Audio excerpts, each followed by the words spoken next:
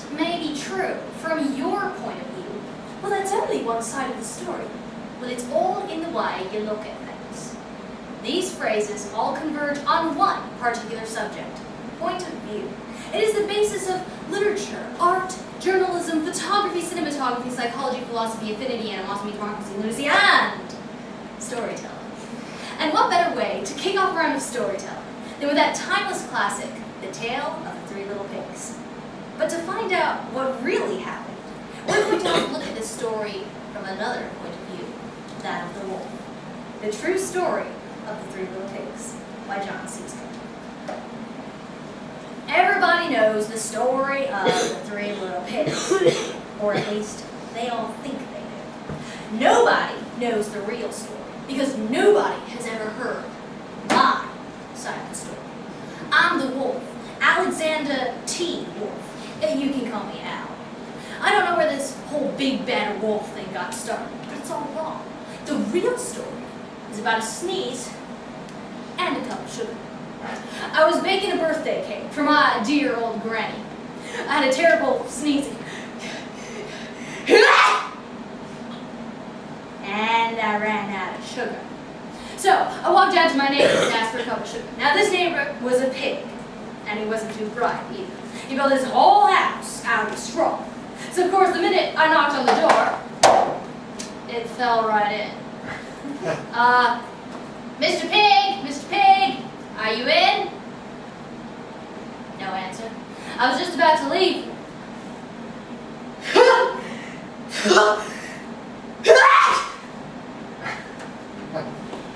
And there, right in the middle of the pile of straw, lay the first little pig, dead as a doornail.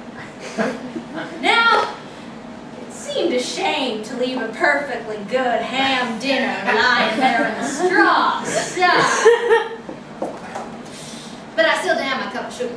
So I went to the next neighbor's house. Now, this neighbor was the first little pig's brother. He was a little bit smarter, but not much. Built his house out of sticks. Mr. Pig, are you in? Get out of here, wolf. You can't come in. I'm shaving the hairs of my chinny chin chin. Talk about rude. I was just about to leave again when...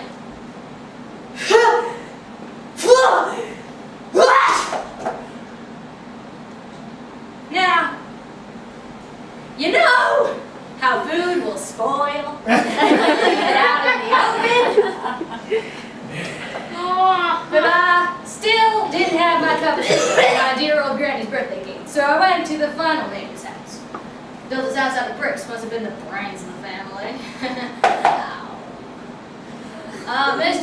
Mr. Pig, are you in?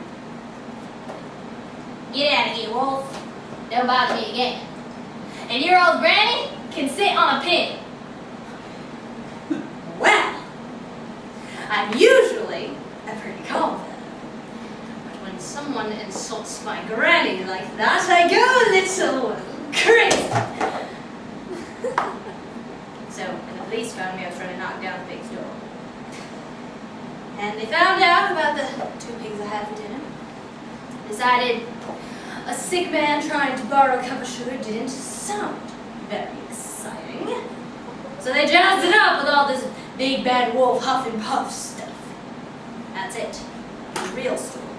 I was right.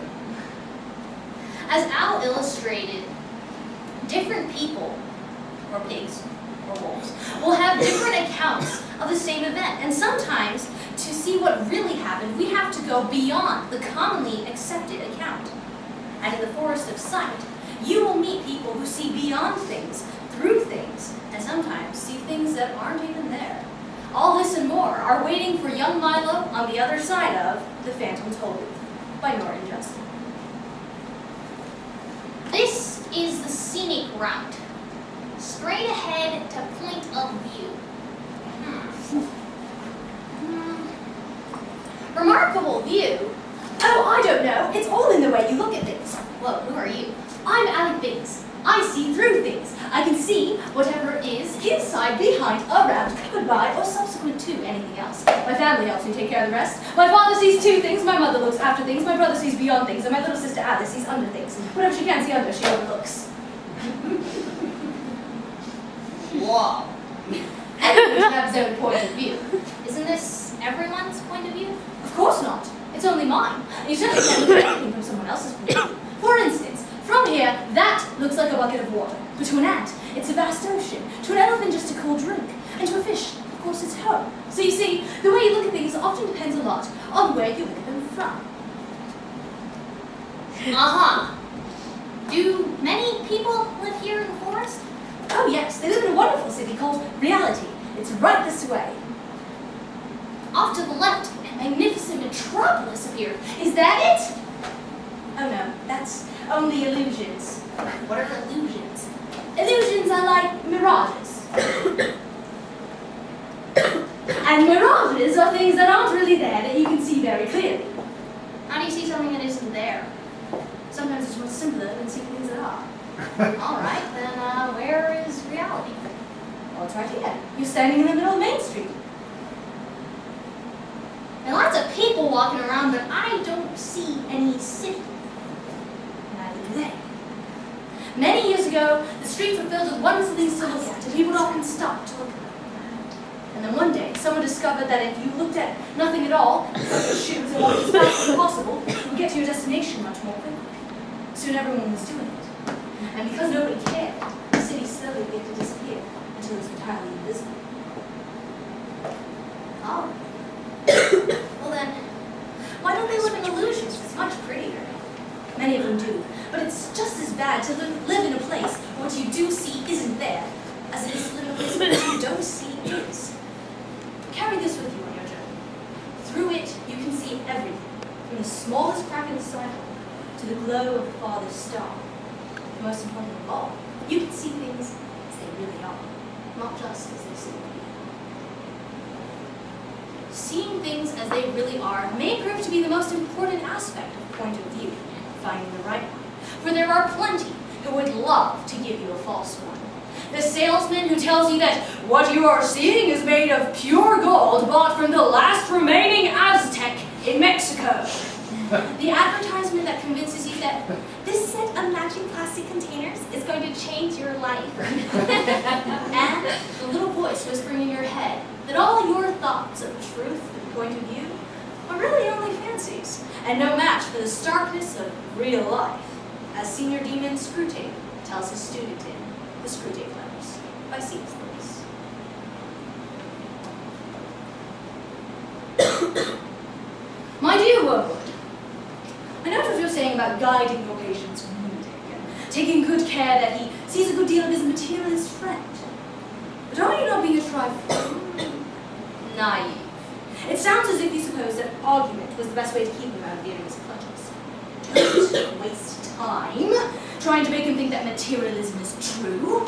He doesn't think of things as primarily true or false, but as academic or practical, outworn or contemporary. That's the sort of thing he cares about. The trouble with argument is that it moves the entire struggle onto the enemy's own side. I once had a patient who used to sit and read in the British Museum. One day, as he sat reading, I noticed a thought in his head beginning to go the wrong way. If I had lost my head and begun to attempt a defense by argument, I should have been undone. But I was not such a fool. I struck instantly at the part of the man which I had best under my control, and suggested that it was just about time he had some lunch. The enemy presumably knew my suggestion that this was more important than lunch.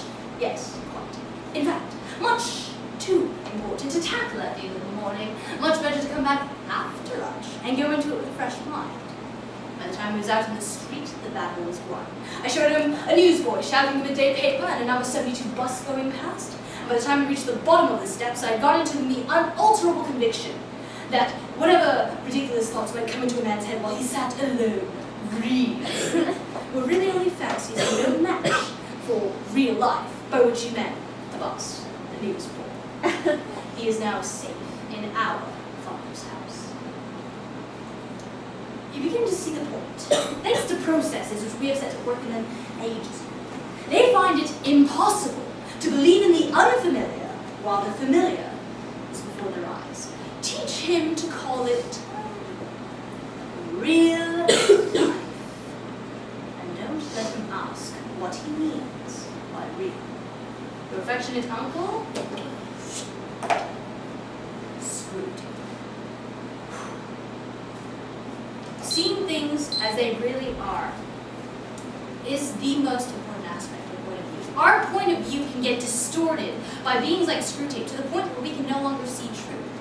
Or we may be wearing the wrong prescription and not see the other side of the story, even if it's not as exciting as blowing houses down. Or, like the citizens of reality, we may have been too busy to put them on. The truth is out there. You need only dust off those point of view lenses, wipe them down, put them on, and take a look.